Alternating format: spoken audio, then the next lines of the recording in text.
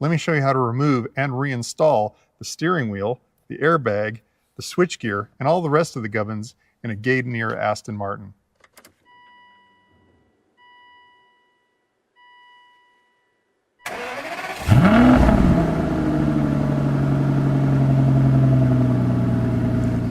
Welcome to another episode of Aston 1936 in the UK, and I'm here with Daniel at Aston Installations today, and we have a beautiful morning frost, white 2010 Aston Martin N420. N420, yeah. That we are going to be doing an Alcantara steering wheel upgrade. And did you guys do the Alcantara wrap, or did you get somebody else to prepare the wheel? We outsourced a contractor who did it, so we sent the steering wheel away. It was originally leather, and obviously we requested Alcantara because a lot of customers like the Alcantara feel of it. So yeah, you can have different stitches and so on and so forth to suit your car. So you sort of just let them know what you're interested in, yep. And the wheel gets prepared. So then you bring so you don't have to leave the car here the whole time. It's kind of like a wheel exchange. It is, yes. So we take the old one off. In this instance, the customer's got leather and he wants the feel of Alcantara. So we're doing just that today. So today, you're going to see at least how you can remove your steering wheel and put it back on again. And this time it's going to be with an upgrade. So let's dig in. All right, Daniel, what's your first step? So first step to do is to get the steering lock off. Just obviously put it forward a little bit. Turn that one off. Because the thing that holds the airbag in, there's a little Torx 30 on the back there. You probably just see just there. Yep. So what you need to do is remove that one there with a T30, if I've said. Let's try undoing it. There, so just like that. Out. Just remember to get the little plastic collar on there. They call it the anti-rattle collar because they have had a few recalls, but basically that's what holds in the side of the airbag. Got it. So keep that in a safe place. Now turn the steering wheel back the other way. The other way, and do the same on the other side, like so. Excellent. That's the two there. Next thing to do is to just get the steering wheel straight again, like so. Take the key out, like so. Wait for the steering lock to come in, like that. And see that the steering's locked now. So another thing to do is just pry open like that. So you just have to be brave. Yep. And is this the same on the DB9s and all basically this whole generation that has yes. this look of steering wheel? Yes, so this style of airbag and steering wheel from the early DB9 up to Vanquish and everything later is all the same setup. Cool. So obviously do like that. Obviously it is an airbag, so you have your warning, and obviously you got your connections on the back of there. So pop the yellow tabs open or up, which allows you to disconnect them. And are those keyed like the black one goes on the right side of the car or the left as you're looking at it there? They are keyed, but the receiver end is black and the other black, gray to gray. Exactly, yes. Sometimes they're a little bit difficult to do. Are you squeezing while you're also trying to pull them back? Yes, so they are a squeezing tab to release it, like so. There you go. So that's the airbag out, and obviously you got your grey to grey, black to black. You can't get it wrong. They are keyed as well, so you can see on the back you got that little tab in the corner, and then out in the centre. You can't get it wrong. Excellent. So that's the airbag. Obviously put it in a safe place, store it upwards, so if it did go off for whatever reason, this bit of airbag will go up. And the big chunk doesn't go anywhere. Yeah, so obviously put it on the passenger seat, all the passenger footwell, like I've just done. And there you go. And then you've got your horn buttons, which actually latch into the airbag itself as well. That's where your little screws go in as well. And then all the little wiring gubbins. Keep the wires off to the edge. To keep the wires off as well. So what's next? So get a T50, I believe, which is correct, to get that centre bolt out. The trusty snap on as well. Get a bit of a shorter extension.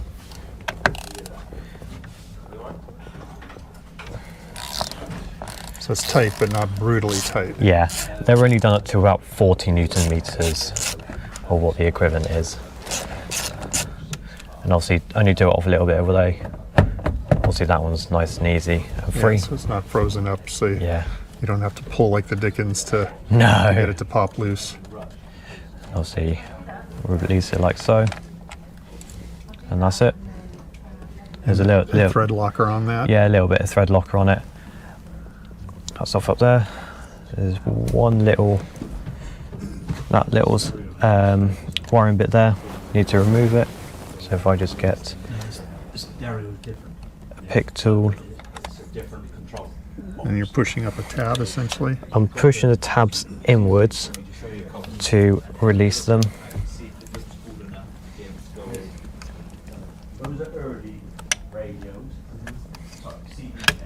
There you go, just like that.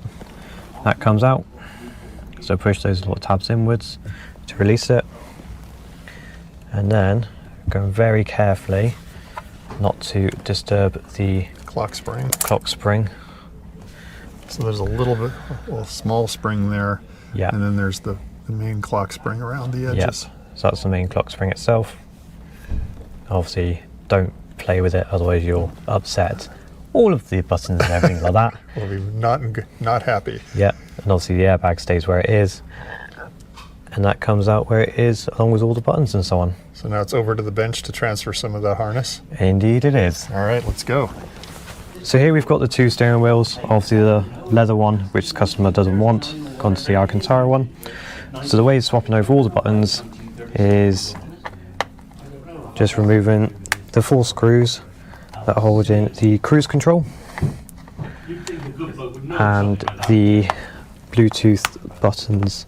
So, and not all cars will have all these things, so it'll just be moving over whatever you had on your Yes. So obviously if you've got a car with both buttons like this, then you'll have both sets to move over. If it's just got Bluetooth or just got cruise control or just nothing, it makes it a lot easier. Obviously you've got your different combinations. Yeah, mine just has the cruise but not the Bluetooth. So yeah, Mine's an older model. So it will just be the one set of buttons and the one set of wiring to move over, like so. So just straight up and off. Yeah, just straight up. Same with the Bluetooth side. Just pull it up and off like that. And then those are just tucked into little channels inside molded into the steering wheel. Basically a little channel along there for the wiring loom. Yeah, so if we look on the Alcantara one, you can see the little channel it's got going down and where all the wires sit and where the horn buttons sit and so on. So there's like a little, they sort of sit into these little pockets of space there, and everything just kind of tucks away out of the way of the airbag. Yeah. Cool. That's just on little clips as such. That comes around. Obviously all the wiring comes out. These can be very tight, so go careful you don't snap them, otherwise it'll be a bad day at the office. You sound like you're speaking from experience. Yes. So is that just going up, or are you pushing in? I'm sort of going up and in. It's on the same type as those, but they are, as I said, they are incredibly tight. Because obviously they hold the airbag in as well.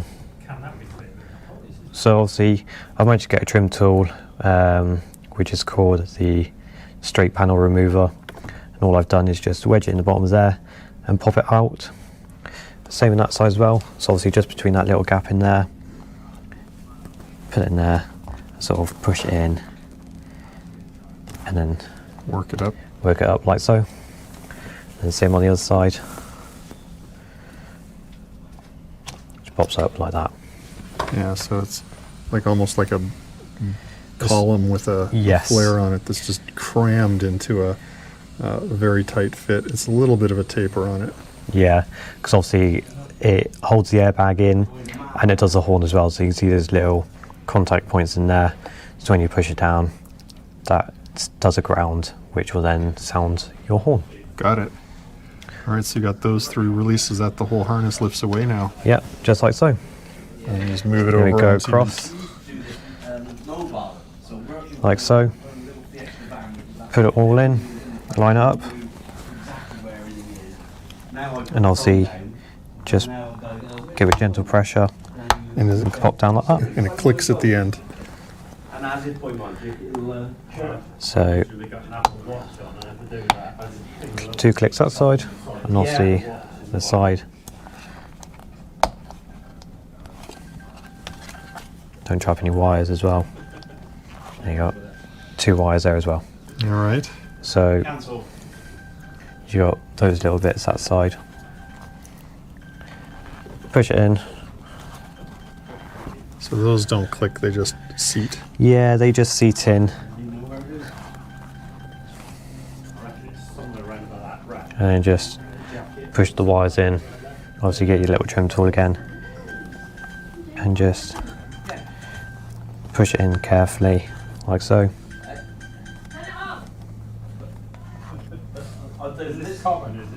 Like so.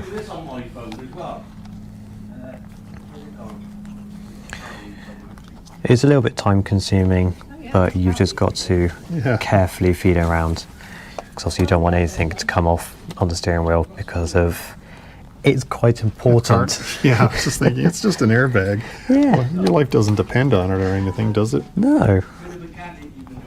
And yeah, if you have a crash for whatever reason, it's a sort of pretty big system in steering, isn't it? Yes.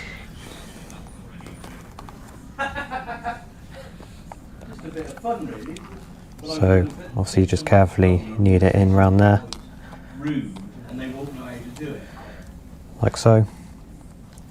And there you have it. And obviously that will go back into the clock spring when we put it back in the car. And while we have it under good light, let's look at the clips on that again.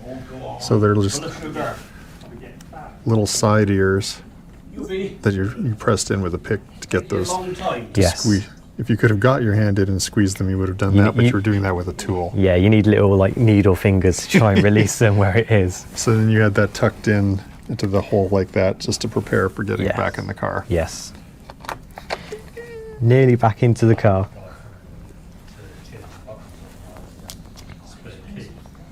So there you go.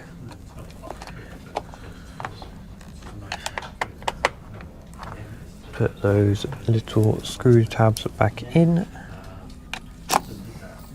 Otherwise you will have a nice little rattle, which obviously most Aston customers do not want. No.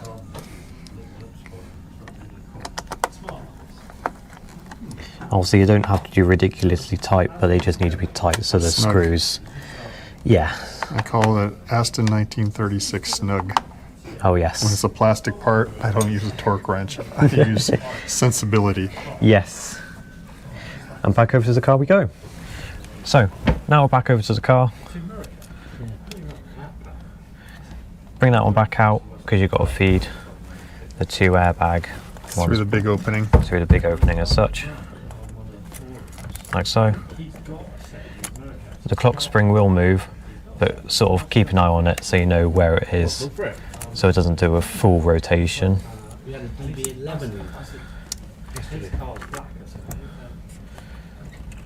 So that one like there, and that's that there like so.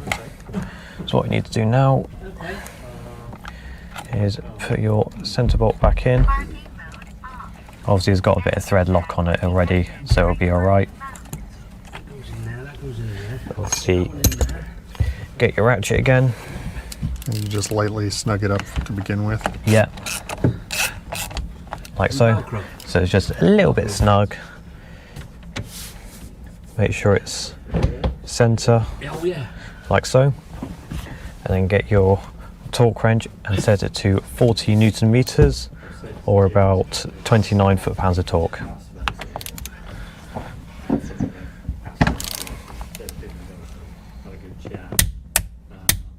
There you go. That's torqued up. Torqued up. A very important step. Yes. Yeah. And then plug that middle one back in for your Yep. cruise control, steering wheel buttons, and your horns. So theoretically, if I now push that, the horn should sound like so. Got it. Simple as that. Good test. Next step is the nice big explosive Device, yeah. Yes. So obviously being very vigilant.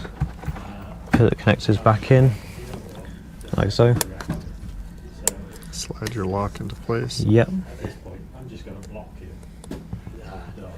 There's always a keyboard warrior, isn't there? Yeah. Always. I don't Back get in like involved that. with that. Make sure they won't come out, like that. If you haven't got nothing nice to say nothing. And then this is the bit that terrifies people the most. But to lock the airbag back in, it locks into those little tabs in there. It will sound the horn as you lock them in. So all you've got to do is line it up where it roughly goes, and then